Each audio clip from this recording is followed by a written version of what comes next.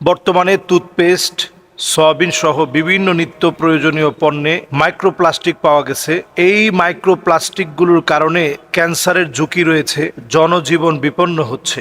ছোট ছোট বাচ্চারা এই টুথপেস্টগুলো খেয়ে ফেলার কারণে ক্যান্সারের ঝুঁকি দিন দিন বেড়ে যাচ্ছে। এবং দেখা যায় যে আমাদের বাচ্চারা শুধু এই টুথপেস্টগুলো খেয়ে ফেলে না, অনেক অংশই খেয়ে ফেলে। তো আশ্চর্য বিষয় হচ্ছে যে বাচ্চাদের জন্য যে মেরিল বেবি যে টুথপেস্টটা আছে, এটার ভিতরে প্রচুর পরিমাণ মাইক্রোপ্লাস্টিক পাওয়া গিয়েছে। অন্যান্য যেগুলো আমরা সবসময় খুব ভালো মনে করে ব্যবহার করতাম, এই হোয়াইট প্লাস সহ আমরা যে মেসওয়াক নামে একটা টুথপেস্ট আছে সেটাও আমরা ব্যবহার করতাম।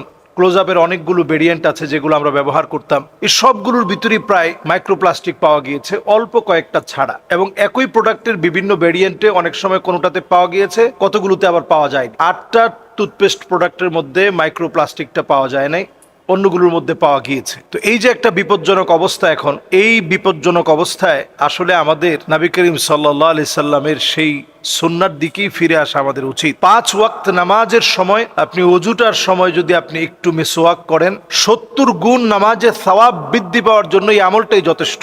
আপনি একটু মিসওয়াক করেন, তারপরে আপনি নামাজ পড়েন, তাহলে মিসওয়াক করে নামাজ পড়াটা 70 গুণ সওয়াব পাওয়ার যেমন আমল। নবীজি সাল্লাল্লাহু আলাইহি সাল্লাম এত পরিমাণ মিসওয়াকের কথা বলেছেন, আলাইকুম বিসওয়াক, আলাইকুম বিসওয়াক, এত পরিমাণ নবীজির হাদিসের ভিতরে পাওয়া যায়। শুধু যদি এটা ফরজ হয়ে গেলে উম্মতের উপরে কষ্ট হবে, এটা যদি না হতো নবীজি এটা ম্যান্ডেটরি করে দিতেন যে প্রত্যেক নামাজের আগে মাস্ট আপনাকে মিসওয়াক করা লাগবে। নামাজ যদি সহি হতে হয় মিসওয়াক করতেই হবে আপনার জন্য। কারণ ফেরেশতারা আপনার তেলাওয়াতের সময়, আপনার তাসবিহগুলো পড়ার সময় ফেরেশতারা আপনার সঙ্গে থাকে, তাদের জন্য কষ্ট না হয়, এই জন্য মিসওয়াক করা এটা অত্যাবশ্যক।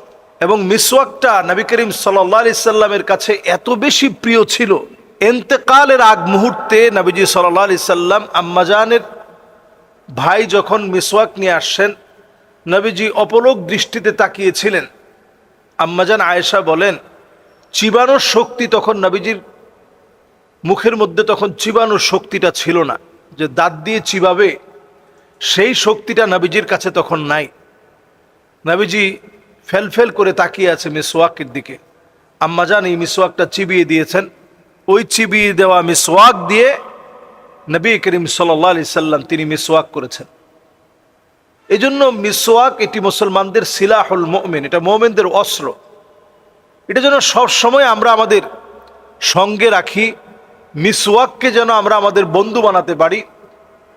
মিসওয়াকের মধ্য দিয়ে দেখবেন আপনার মাথা ব্যথা করতেছে, আপনি মিসওয়াক করেন, দেখবেন মাথা ব্যথাটা কমে যাবে। আপনি মিসওয়াক করেছেন, আপনি অনেক পেরেশানিতে আছেন, দেখবেন পেরেশানি আল্লাহ তাআলা লাঘব করে দিবে।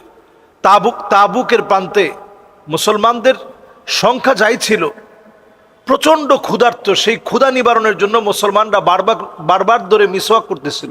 ঢাল ভেঙে ভেঙে বারবার যখন মুসলমানেরা মিসওয়াক করছিল, এই একটি বিষয় মুসলমানদের বিজয়কে অর্জনে সহায়তা করেছে।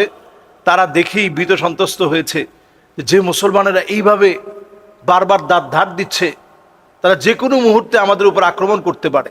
আসলে মুসলমানদের দাঁত ধার দেওয়ার অর্থ হচ্ছে যাতে করে আপনি এই মিসওয়াকের মধ্য দিয়ে আপনি অভ্যস্ত হতে পারেন। মিসওয়াক আমাদেরকে ইবাদতে অভ্যস্ত করে। মিসওয়াকটা আমরা ব্যবহারের ক্ষেত্রে ব্যবহার করে এভাবে ফেলে রাখবো না, মিসওয়াকটা আমরা দাঁড় করিয়ে সোজা অবস্থায় রাখবো, যাতে মিসওয়াকটা সোজা থাকে। এবং মিসওয়াক ধরার একটা নিয়ম আছে, এখানে মিসওয়াকটা থাকবে, এই আঙ্গুল দিয়ে যখন আপনি এইভাবে মিসওয়াকটা করবেন, আপনি দেখবেন খুব রিফ্রেশ লাগবে।